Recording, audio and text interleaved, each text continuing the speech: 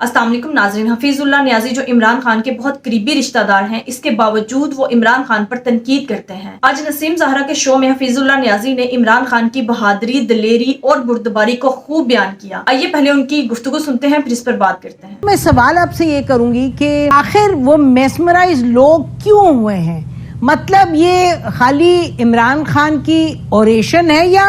کوئی سیاق و سباق میں بھی آپ کو کچھ فیکٹرز ملتے ہیں جن کی وجہ سے آپ کہیں گے کہ لوگ میسمرائز ہوئے ہیں؟ آخر پڑھے لکھے لوگ، سوچ بچار کرنے والے آپ ملتے ہوں گے لاکھوں کو جو عمران خان سے میسمرائز ہوئے ہیں، تو وجہ تو بتائیے بیونڈ عمران خان پرسن۔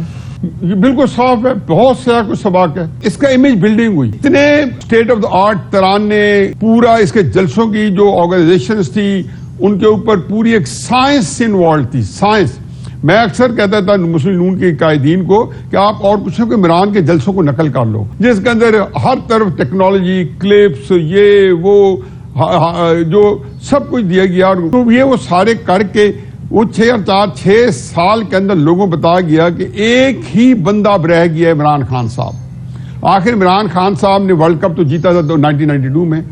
عمران خان صاحب نے شوکت خانہ بنایا تھا 94 میں، 96 میں کیا افتتاحت پڑی تھی کہ 800 ووٹس عمران خان نے کراچی سے لیے ہوئے ہیں، 2000 ووٹس عمران خان صاحب نے لیے ہوئے ہیں۔ ایک میاں والی کے اندر 1996 کے اندر ان کے 17-18 ہزار ووٹ سے جو ہار گئے تھے الیکشن، لگے 17-18 ووٹ ریسپیکٹیبل طریقے ووٹ تھے، 17,000 اگر ریسپیکٹیبل کے۔ 2002 میں جب وہ سیٹ جیتے ہیں تو ایک سیٹ جو میاں والی کے اندر جس کو میں پلان کیا، میں سال شفٹ ہو گیا، کاروبار اپنا ابینڈن کر کے گیا، ان کو ایم این اے بنوایا جن کا ذکر 4-5 دن پہلے کر رہے تھے کہ شکریہ میاں والی، اگر آپ مجھے نہ بناتے تو میں اسمبلی میں نہ پہنچتا تو آج میری سیاست زیرو ہوتی۔ اس سیٹ کے ساتھ ہی ایڈجیسنٹ سیٹ ہے ضلع کرک کی، وہاں عمران خان کے 2500 ووٹ نکلے یا 3000 نکلے، میاں والی کی سیٹ سے وہ 67,000 ووٹ لے کے جیتے تھے۔ تو اس کا مطلب یہ ہے کہ وہ جو ان کا ورلڈ کپ تھا، شوکت خانہ تھا، ان کے کسی کام نہیں آ رہا تھا۔ اس وقت بھی ان کے 8 سیٹ سے 2002 میں الیکشن لڑا، 7 کے اندر ان کی آلموسٹ ضمانتیں ضبط ہوئی۔ ایک ہوتا ہے کہ توہین آمیز ان کے پاس جو ہے ان کے ریزلٹ سے۔ اب اس کے بعد کیا وہ جادو چل گیا عمران خان صاحب نے، پھر کون سا جو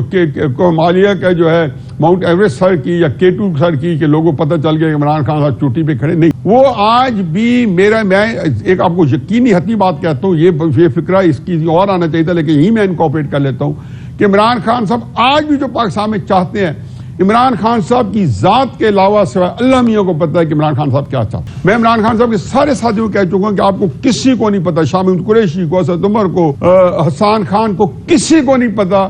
کہ اصل وہ کس مار پہ ہے، کدھر جانا چاہتا ہے، کیونکہ اس نے کوئی اپنی کیلکولیشن کر لی۔ میں صرف یہ ہے کہ اس کی ایکسٹینٹ میڈیا،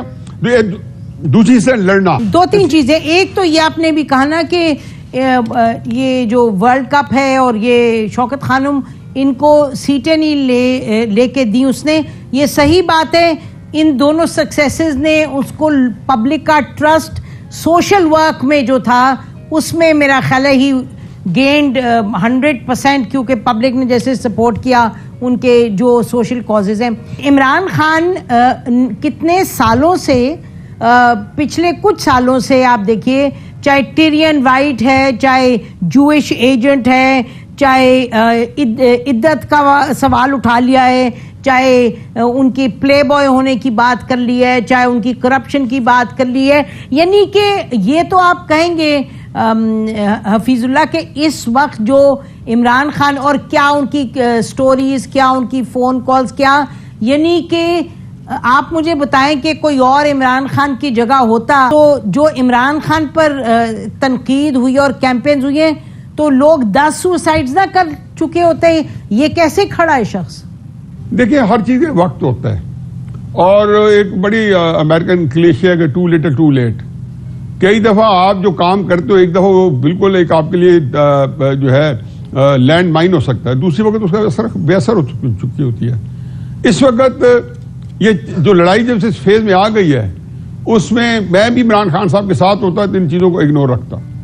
چاہے میں کتنا ریلیجس ہوتا، کتنا میرے ویلیوز جو اسلام سے عمران صاحب فرق ہوتے، کیوں میں اس وقت ایک آپ اس کے اندر آپ کی پرائرٹیز چینج ہو چکی ہوں گی۔ ایک دفعہ D G I S I نے ڈی جی جو ہے